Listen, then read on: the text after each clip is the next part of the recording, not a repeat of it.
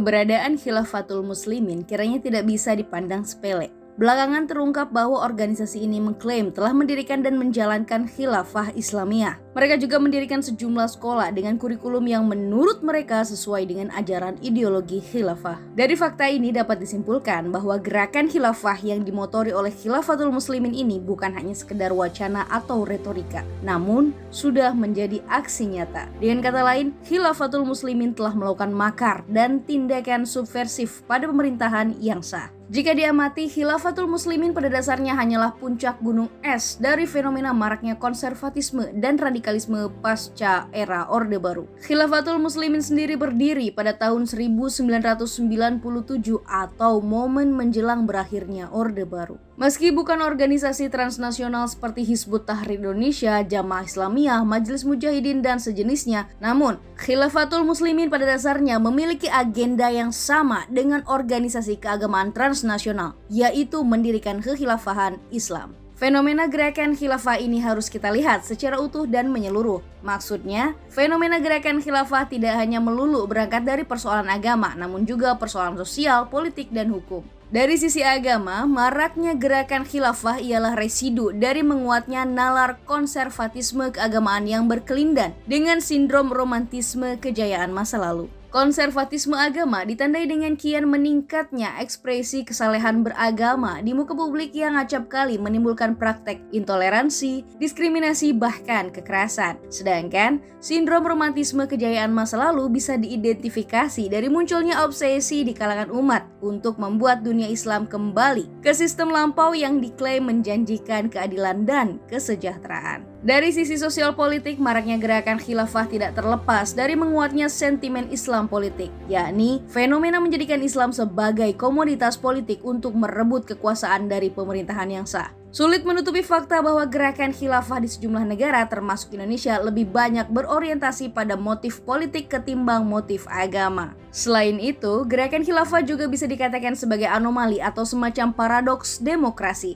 Gerakan khilafah merupakan benalu bagi negara demokrasi yang menumpang hidup sembari membunuhnya secara perlahan dari dalam. Seperti kita lihat dalam konteks Indonesia, mereka memanfaatkan iklim kebebasan dan keterbukaan ruang publik untuk menyebarkan gagasannya. Sedangkan dari sisi hukum, masifnya jejaring khilafah dilatari oleh masih belum adanya peraturan atau perundangan yang secara spesifik mengatur tentang pelarangan ideologi khilafah. Pemerintah memang telah membubarkan HTI sebagai eksponen penting gerakan khilafah di Indonesia.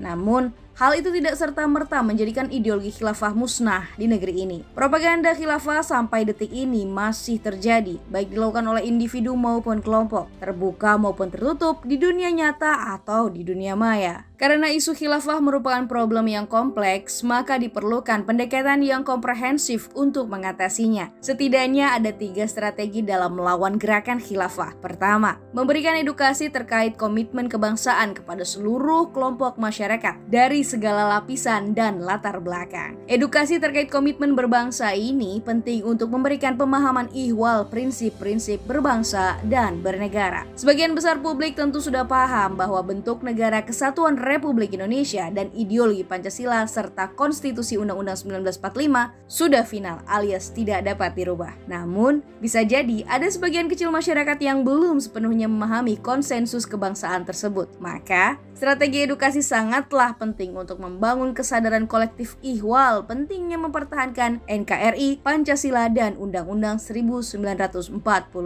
Strategi kedua ialah moderasi, yakni menanamkan cara pandang dan praktik beragama yang mengedepankan nilai-nilai inklusivitas, toleransi, dan spirit pluralisme. Harus diakui bahwa dalam 2 dekade belakangan terjadi perubahan paradigma dan perilaku masyarakat kaitannya dengan isu keagamaan. Menguatnya sentimen fanatisme keagamaan tidak pelak telah membuka jalan bagi masuknya ideologi transnasional bercorak radikal ekstrim. Ekosistem beragama yang didominasi oleh nalar radikalisme dan ekstremisme itu menjadi ruang bagi tumbuhnya gerakan khilafah. Sebaliknya, di tengah komunitas beragama yang moderat, paham, dan gerakan khilafah mustahil berkembang apalagi mendapat dukungan dan simpati publik luas. Strategi ketiga ialah regulasi. yakni menyusun sebuah aturan hukum yang secara spesifik melarang penyebaran ideologi khilafah, baik dilakukan secara individual maupun kelompok. Harus diakui bahwa selama ini kelompok-kelompok seperti Khilafatul Muslimin bisa eksis karena memanfaatkan celah hukum yang ada. Di saat yang sama, mereka membajak demokrasi dan hukum untuk menyebarkan ideologi yang bertentangan dengan NKRI dan Pancasila. Selain pendekatan sosial dan politik, kita perlu melakukan pendekatan hukum untuk membendung penyebaran ideologi anti-NKRI. Penegakan hukum penting untuk mengirim pesan bahwa negara tidak akan kalah oleh ekstremis. Dalam konteks ini, kita patut mengapresiasi kesigapan Polri dalam menangkap Abdul Qodir Hasan Baraja, petinggi Khilafatul Muslimin. Arkian, mencuatnya kasus Khilafatul Muslimin ini idealnya bisa menjadi semacam trigger alias pemantik